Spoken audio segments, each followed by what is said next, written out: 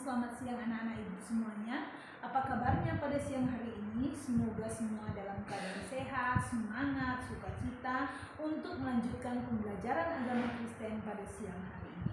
Baiklah, kita akan memulai pembelajaran kita. Terlebih dahulu kita bersatu di dalam doa. Allah yang baik, yang kami sembah dalam nama Tuhan Yesus Kristus, kami mengucap syukur Tuhan, di mana pada siang hari ini Engkau senantiasa memberkati kehidupan kami dengan kesehatan dan nafas kehidupan. Terlebih kami pada siang hari ini berkumpul bersama teman-teman kami untuk mendengarkan sebagian daripada firman-Mu.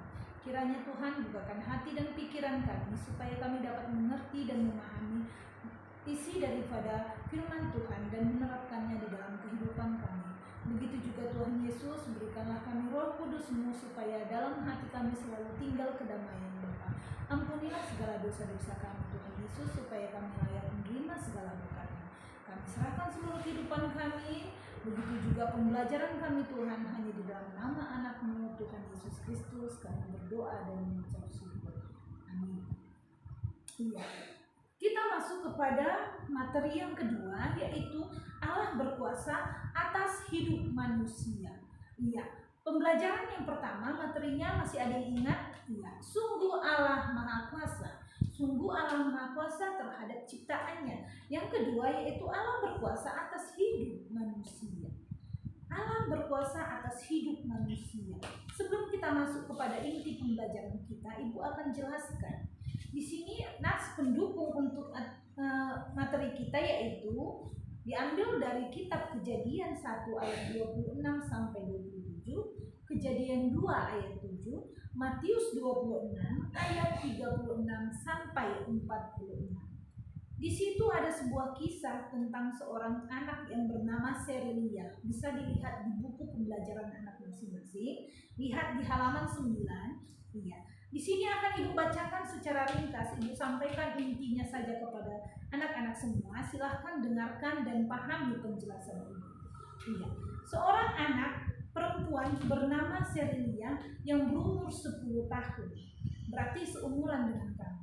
Iya. Dia memiliki kulit sawo matang dan juga rambut keriting.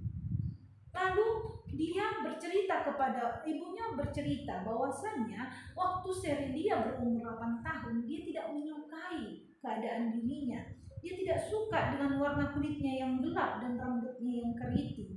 Dia merasa kenapa dia berbeda dengan teman-temannya, contohnya temannya seimbang. Iya.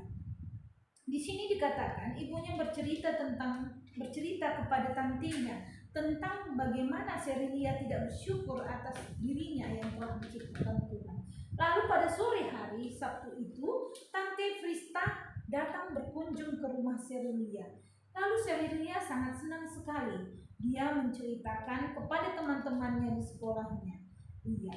Dan dia bercerita tentang teman-teman di sekolahnya kepada tantenya. Dan tantenya menggunakan kesempatan itu untuk bercerita, menasihati Serelia tentang warna kulit dan rambut keritingnya itu. Iya. Tante Prista menjelaskan bahwa dengan warna dan rambut yang seperti itu membuat Serelia berbeda dengan teman-teman lainnya, bahkan dengan teman sepupunya si Ingrid. Nah, karena apa?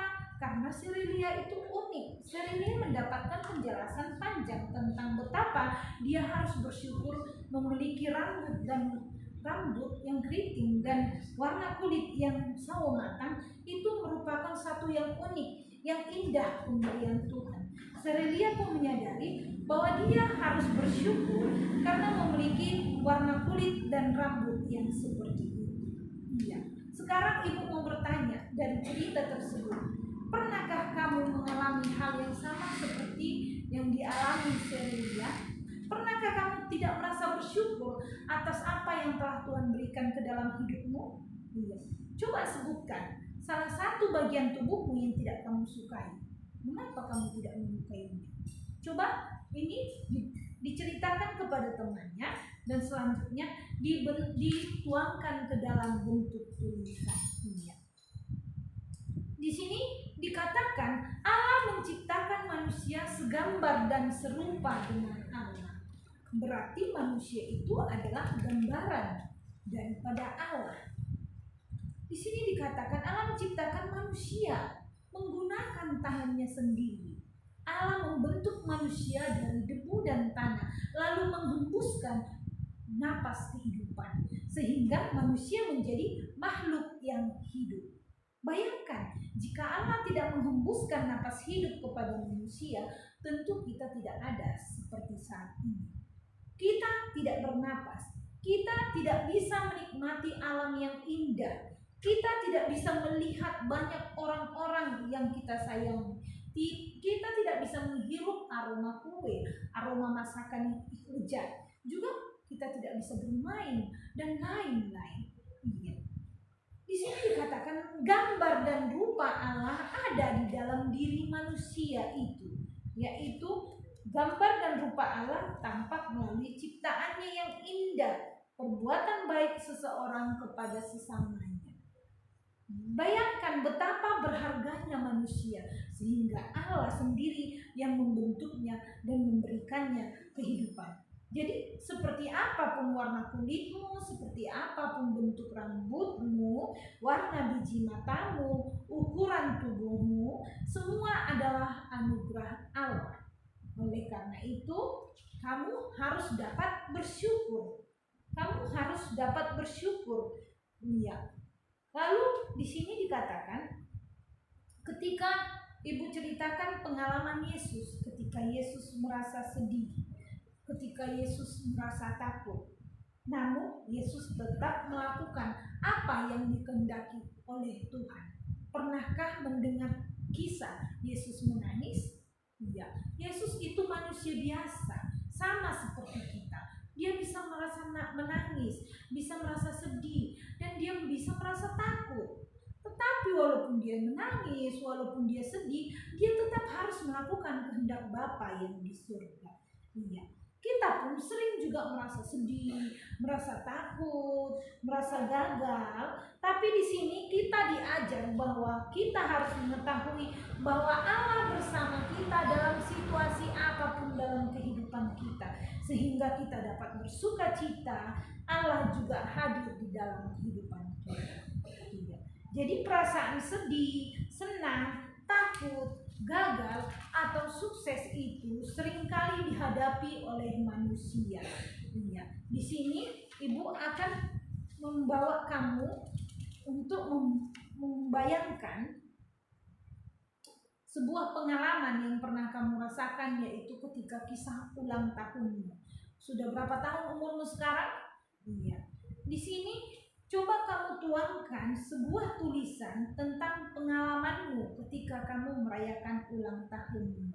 Tulislah pengalamanmu yang berulang tahun itu dan tunjukkan bagaimana cara Allah mengasihimu di dalam tulisanmu tersebut.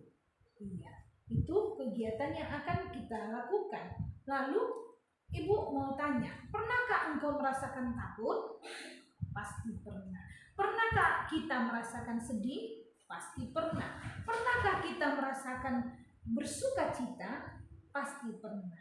Jadi Ibu mau kalian membentuk suatu kelompok diskusi, lalu kamu diskusikan dan ceritakan pengalamanmu kepada kelompokmu dan tukarkan hasil diskusi kelompokmu kepada kelompok lain. Iya.